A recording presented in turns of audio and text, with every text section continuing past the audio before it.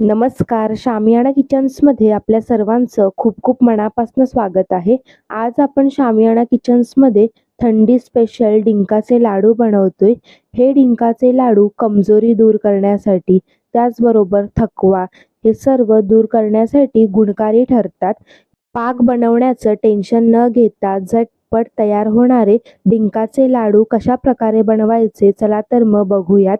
यासाठी इथे गूळ चिरून घ्यायचा. गूळ चिरून किंवा खिसून घेतल्याने तो लवकर वितळतो. यानंतर इथे पुढे लागणारं साहित्य पाहूयात. पाव किलो खारीक पावडर, 150 ग्रॅम गव्हाचं पीठ, पाव किलो सुकं खिसलेला खोबऱ्याचा खीस. यानंतर इथे 250 ग्रॅम गूळ घेतलेला आहे. गुळाचं प्रमाण आवडीनुसार कमी जास्त करू शकता. इथे सुक्या मेव्यामध्ये 15 ते 20 काजू, बदाम, पिस्ता बारीक चिरून घेतलेला आहे. 20 ते 25 काळे मनुके, त्याचबरोबर 1.5 चमचे सुंठ पावडर आणि अर्धा चमचा जायफळ घालायचं. अर्धा पाव खाण्याचा डिंक घ्यायचा, त्याचबरोबर 15 ग्रॅम खसखस घेतलेली आहे. 15 ग्रॅम शिंगाडा पीठ घेतलेला आहे. यानंतर चला तर मग पुढील प्रोसेसकडे वळूयात. यासाठी इथे प्रथम पॅन छान गरम झाला की यामध्ये सर्वप्रथम खसखस भाजून घ्यायची आहे. खसखसचा रंग बदलेपर्यंत परतायची. खसखसमधनं तडतड आवाज येईपर्यंत, खसखस रंग बदलून येईपर्यंत परतायची. असा रंग यायला हवा. यानंतर यामध्ये सुकं खिसून घेतलेलं खोबरं घालायचं. खोबऱ्याचा किस लालसर होईपर्यंत इथे परतायचा आहे. तांबूस रंग यायला हवा. जर तांबूस रंग येईपर्यंत परतलं नाही तर त्याचा खुमट असा वास लाडवांना 3 ते 4 दिवसामध्ये येतो. लाडू लवकर खराब होतात. त्यामुळे इथे खोबरं छान असं खरपूस रंग येईपर्यंत परतायचंय. इथे दाखवल्याप्रमाणे खरपूस रंग येईपर्यंत परतून घ्या. यानंतर ते एका डिशमध्ये काढून घ्यायचं. यानंतर यामध्ये आपण गव्हाचं पीठ आणि शिंगाडा पीठ घालून हे दोन्ही पीठ छान तांबूस रंग येईपर्यंत परतणार आहोत.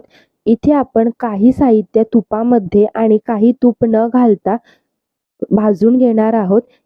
गव्हाच्या पिठात आणि शिंगाड्याच्या पिठात आपण 2 ते 3 चमचे तूप घालून ते खरपूस रंग येईपर्यंत परतून घेणार आहोत. एकजीव असं मिक्स करून जरी गुठळ्या झाल्या तरी काही टेन्शन न घेता त्या गुठळ्या आपण नंतर फोडून घ्यायच्या आहेत. यानंतर इथे पीठ असा रंग येईपर्यंत परतून ज्यामध्ये आपण खसखस आणि खोबरं घातले त्यातच काढून घ्यायचं. यानंतर यात खारीक पावडर घालणार आहोत. इथे खारीक पावडर विकत आणलेली आहे. तुम्ही घरी देखील बनवू शकता. काप करून थोडं तुपामध्ये भाजून घ्यायचं, नंतर वाटून पावडर तयार करून घ्यायची. पावडर देखील 4 ते 5 मिनिटे मंद आचेवरती परतून घ्यायची. असा रंग येईपर्यंत परतून घ्या. त्याच डिशमध्ये काढून घ्या. नंतर पॅनमध्ये 2 ते 3 पळ्या तूप घालायचं. तुपामध्ये सर्व बारीक चिरून घेतलेले ड्रायफ्रुट्स घालायचे. ड्रायफ्रुट्स बारीक असे चिरून घ्यायचे. इथे ड्रायफ्रुट्स तुम्ही आवडीप्रमाणे कोणतेही घेऊ शकता. इथे काजू, बदाम आणि पिस्ता घेतलेला आहे. छान असं बुडबुडे येईपर्यंत परतायचं. थोडा रंग देखील बदलतो आणि वास देखील सुटतो ड्रायफ्रुट्सचा. हे छान परतले की त्याच डिशमध्ये काढायचे. यानंतर पॅनमध्ये मनुके घेणार आहोत. इथे काळे मनुके घेतलेले आहेत. तुम्ही कोणतेही मनुके घेऊ शकता. त्यामध्ये 1 चमचा तूप घालायचं आणि मनुके टम्म फुगेपर्यंत परतून जास्त प्रमाणात गरम झाला की अशा प्रकारे क्रॉस करायचा आणि मनुके तळून घ्यायचे.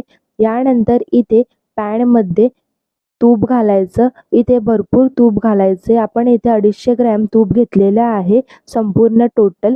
यानंतर यामध्ये डिंक घालायचा. इथे खायचा डिंक घ्यायचा. डिंक छान असा टम्म फुगेपर्यंत परतून घ्यायचा. डिंक घालताना थोडं थोडं तूप घालायचं जेणेकरून तो तळाशी चिटकत नाही.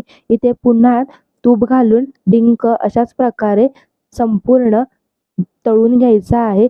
छान कुरकुरीत असा होईपर्यंत डिंक परतायचा. डिंक देखील त्याच डिशमध्ये काढून घ्यायचा. यानंतर यामध्ये 1 चमचा तूप घालायचं आणि गूळ घालायचा. इथे 250 ग्रॅम गूळ घेतलेला आहे. गुळाचं प्रमाण आवडीनुसार कमी जास्त करू शकता.